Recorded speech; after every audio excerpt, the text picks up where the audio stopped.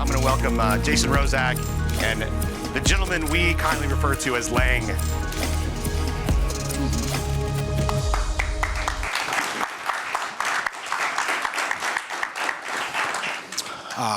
Hey, Jason. How's it going? Doing well. Welcome to AT&T. Thank you. This was really cool. Last session, by the way. I had no idea. Super interesting. Today, I want to talk to you a little bit about building partnerships and how we can do it through a secure connection way. I love it. Looking forward to the conversation. So, guys, I think when I think about partnerships, it's interesting, right? We're all in cybersecurity. The fun thing about cybersecurity is no one company is going to have visibility end-to-end into what's happening inside of an environment. Mm-hmm. We process over 78 trillion signals a day, but we still don't have end-to-end visibility. So a lot of the things that we spend time thinking about in product is how we create partnerships where we can share signals back and forth with each other. So as we think about partnerships in the role of security, I almost think we have to have these strong partnerships to level the playing field. If you look at attackers today, they're re-leveraging each other's technologies, they're redistributing common malware. They are certainly working together, so it becomes that much more important for us to work together to make sure we're better prepared. Absolutely. Strong partnerships matter, right? I think one of the other things, too, as you go to we talk a little bit more about just the partnership-wise, the way that we partner, the things that we need to make sure of from sharing intelligence, right? Understanding and knowing that adversaries are continuing to try to outwit us, right? And a lot of times it's making it a lot harder for us to try to keep up. So our goal now is also, too, as we share or partner more, with the intelligence that we may see, it then makes it harder for the threat actors to actually do, I'm gonna just say dirty things in our infrastructures, right? So, sure. Yeah, it's one of the things we look for is how do we capture a picture end to end into what's happening inside of a state. So if you think about triaging an incident, we're really looking to find ways to understand how all the pieces of the puzzle fit together. Mm-hmm. This is one of the places where I think you'll really start to see the value of partnerships going forward. And I think there's some really interesting technology that's coming about. One of the things I think about is really the challenges associated with partnering. So if you can imagine, you've got lots of different technical systems. You've got identity systems and networks and devices, and bringing all of these things together to paint that end-to-end picture is really complex. One of the things I think that can start to help there is Gen AI. With Gen AI, we can now start to merge all of this data together and use these AI capabilities to reason over that data much, much more efficiently than we have in the past. So I think those types of technologies are going to allow us to collaborate more effectively. So understanding, utilizing those technologies, there's challenges across the board, man. So to me, what types of challenges do you think are most relevant from your infrastructure? Sure. Yeah, I think most people genuinely want to collaborate. We all want to learn from each other. We're all exposed to different risks. We've all got things that we can share, but sharing and partnering in these types of scenarios is actually really hard. Mm-hmm. I mean, if you guys think about what it takes to have two separate companies participating in some type of cyber response event, mm-hmm. there's lots and lots of challenges. There is customer privacy challenges. There are legal challenges. There are regulatory challenges. Mm-hmm. There are technical challenges. So as we think about the challenges, it's really complex to create effective partnerships in this type of ecosystem. So the other side of that too, right, is you're establishing partnerships and trying to work together to share information, contractual agreements, NDAs also, are big challenges at times, right? I mean, there's a purpose for them, but in certain cases, the transparency to be able to work together across the board without having to worry about not sharing enough. Yep. Yeah, the collaboration key to all of this to me is really trying to find a way where you can start to create really cohesive ecosystems. And you talked about the legal challenges, you talked about the regulatory challenges. I'm in software development, so I build our device management capabilities, our endpoint protection capabilities. And one of the things we think about a lot is the technology challenges.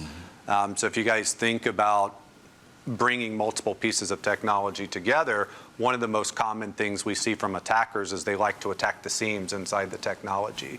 So we spend a lot of time thinking through how we can eliminate those seams and how we can start to enable experiences where bad guys have less room to operate. So I think from a technical perspective, that becomes really hard. I mean, if you guys think about if AT&T sees a device, how do you share that signal with us where we know it's the same device? So if we're correlating signal, how do I aggregate data from multiple systems where I can see a common device identifier, a common user identifier, a common network identifier? So I think the legal, the regulatory, those things are certainly big challenges, but I also think the technical pieces are particularly interesting as well. The other thing I would say about this is I think privacy is a huge role. So if you start looking at these cyber events, most of this data is PII. Correct.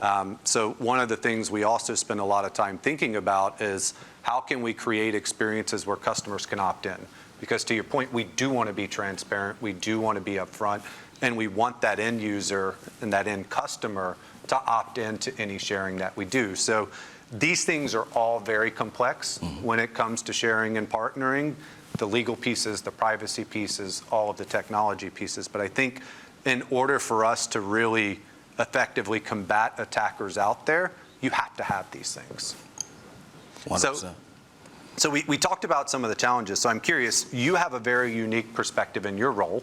So if you think about your day-to-day, the threats, look, the world's constantly evolving, things are changing fast. We've got all these challenges we're dealing with. What keeps you up most at night? Everything. Everything. So you haven't slept in a week? I have not. It's been actually been like 6 months now since I've been at AT&T. I would tell you a lot of times for me it's social engineering, ransomware, DDoS. You start thinking about all of the normal threats that you would think that used to happen back in the day. I remember in 2013. When DDoS was happening, they'll tell you, a threat actor will say, hey, look, I'm going to attack you on this day at this time. See you. Good luck, right? And so now it still continues. DDoS is just done a different way, right? And so I think, causing the disruption of operations is the key for threat actors. And I think the best way for us to be able to do better is to figure out different ways of how we have controls in place to prevent them from actually doing that. Yeah, it's interesting. You hit ransomware. So I'll tell you, one of the things that keeps me up at night is really our ability to keep pace. When I talk to customers, there's so many of them that they still haven't moved to the cloud. They've still got processes that haven't changed in 10 years. The ecosystem and the world that we live in just isn't changing fast enough. So one of the interesting things about ransomware, I was looking through some of our data before this trip. Ransomware attacks have grown 3x in the last 12 months. But in that 3x growth, it's actually declined by 3x the number of devices that have encryption actually happen. So we are making progress. We're stopping folks. But one of the things that I thought was particularly interesting about some of the data here is 92% of ransomware cases originate from an unmanaged device. So if you think about something as simple as keeping unmanaged assets off your network, we have a long way to go in some of these foundational capabilities. I also think about some of the social engineering, the phishing attacks, things like that. We see over 600 million identity attacks a day. 99% of them are still passwords. If you look at the evolution in the industry, we've got passkeys now, we've got biometrics, but a lot of times customers, they just aren't there yet. If you look at MFA in general, we see that 41% of people have MFA enabled. That means 59% of people to this day still don't have MFA enabled. Correct. So if I think about kind of the challenges in the ecosystem right now, I mean, it's really keeping pace across the board. A lot of these things where attackers are on the bleeding edge, they're figuring out how to do deep fakes with AI, and a lot of customers are still kind of combating the basic password attacks that we've seen for so long. So it's really interesting to hear. I worry about our ability as attackers get more sophisticated and evolve more quickly. How do we help people keep up with the change at which they're moving? And I think that it's only getting worse, right? Like you and I were chatting beforehand. I think about some of the supply chain vulnerabilities now. Bad actors are using IT systems. They're getting to devices as part of the manufacturing process. These attacks are moving further and further back in the supply chain.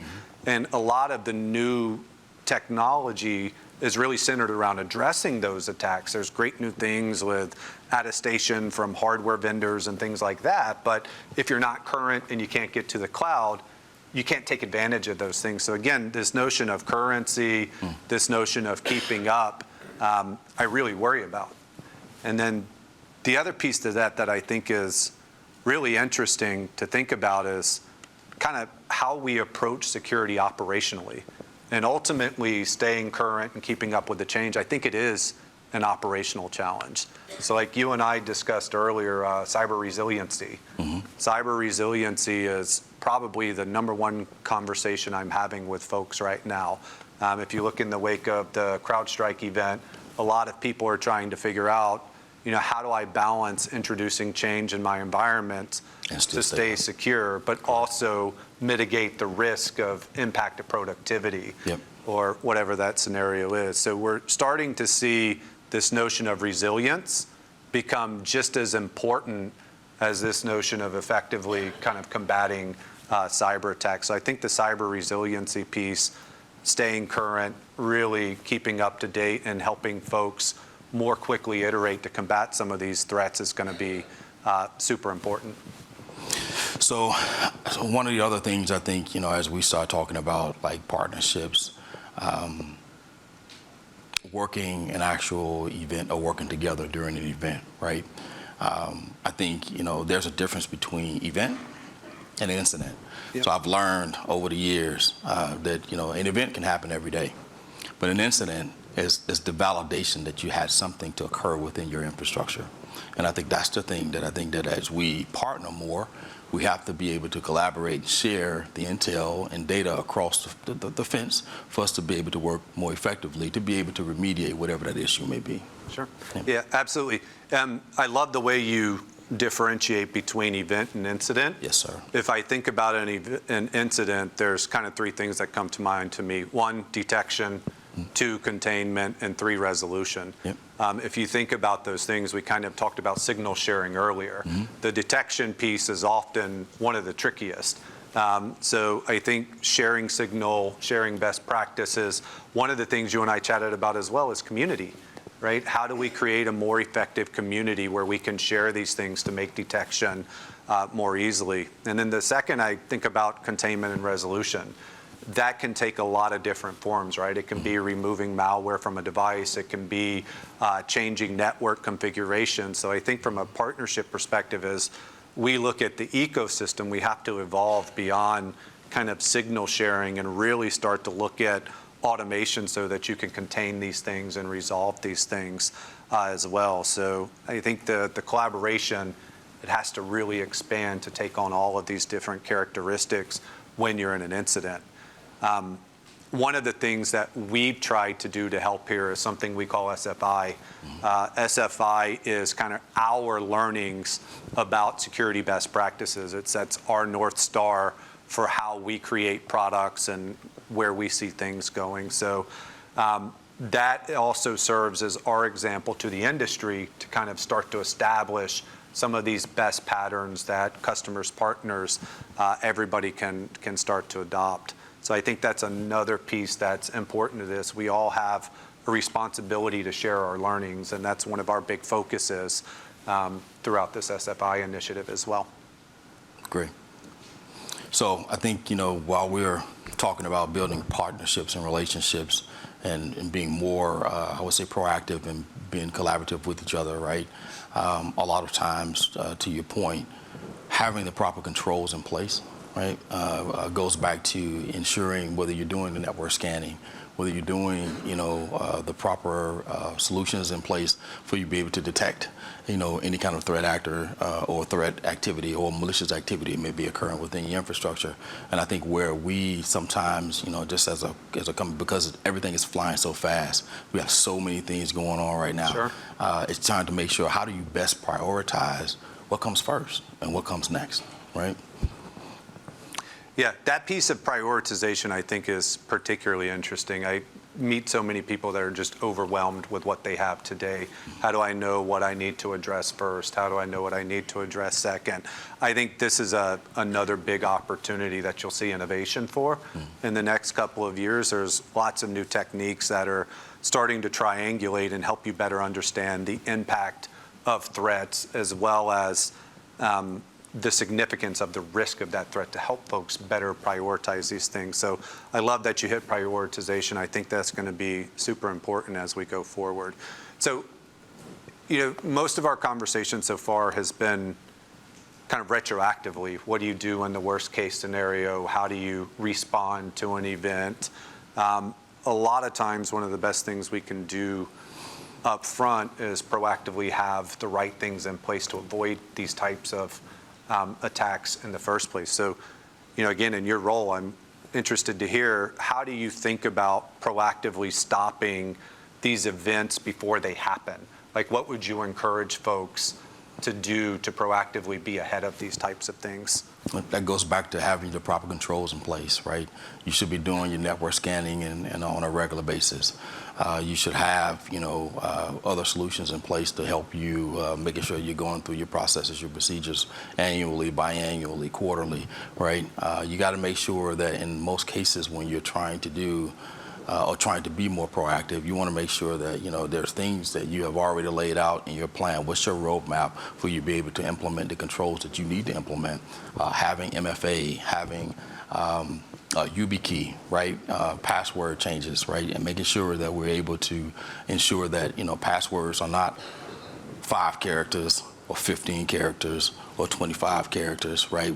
We need to make sure that we have enough in order to be able to, so that threat actor takes a lot longer and harder for them to be able to decipher it or break that password and stuff down. So I love it. We talk about defense in depth, creating multiple layers, creating multiple walls for the threat actors to get through. So if I think about defense in depth, there's really a lot, right? There's making sure your devices are all managed.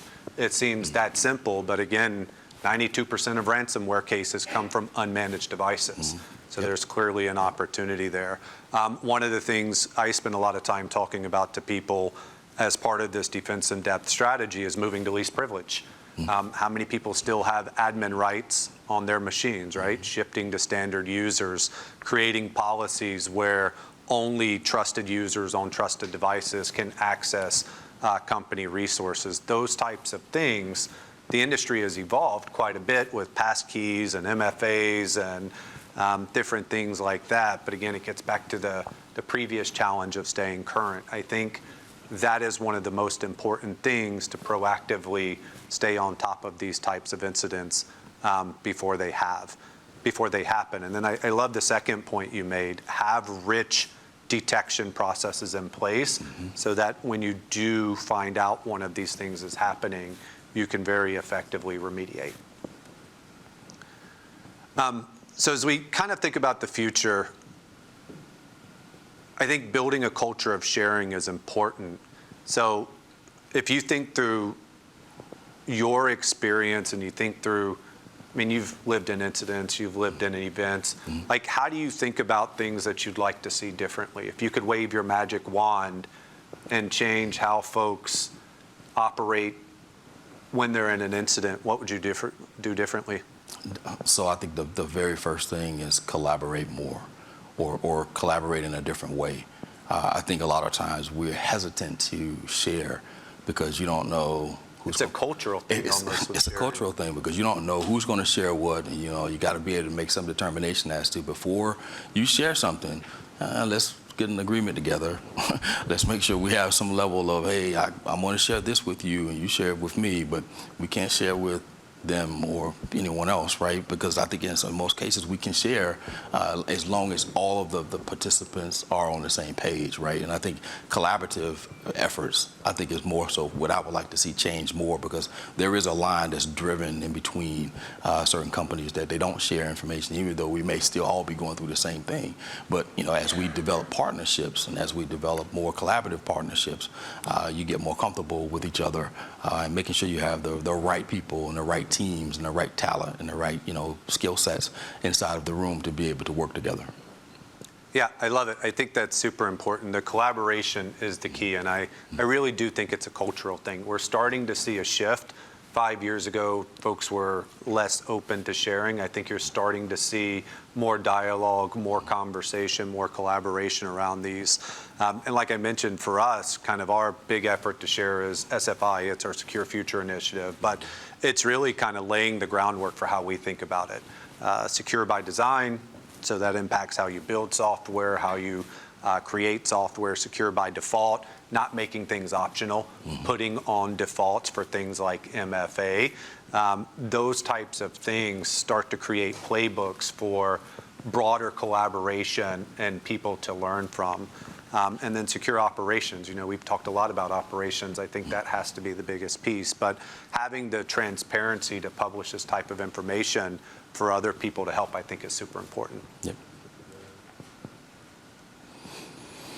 So I think as we're wrapping up, creating a secure method for culture, having trusted partners across the spectrum. I think the other thing that I would think is something that I think I would want from if I could be king for a day is that companies learn to have some other method of out-of-band communication outside of your current communication. The reason why I say that is because you don't know if a threat actor comes in, somebody takes over, they're listening on some of your ports, or whatever the case may be, right? And so now all of a sudden, you don't know what they're hearing, or what they're seeing, or what they're capturing.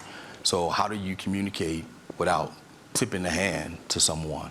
So to me, I think that's also something else from a operational standpoint, that every company should have some level of out-of-band communication so that you can communicate with each other and not tip the threat actor to know that this is something that they're also seeing what you do. Love it. Great way to finish. All right, well, I think we were going to save a couple of minutes for questions, or I know we went a little bit late starting no questions today. All right, we are not going to save a couple minutes for questions. I was just kidding to make sure you guys are paying attention. Well, Lang, always a pleasure, my friend. Absolutely, Thank you very sir. much.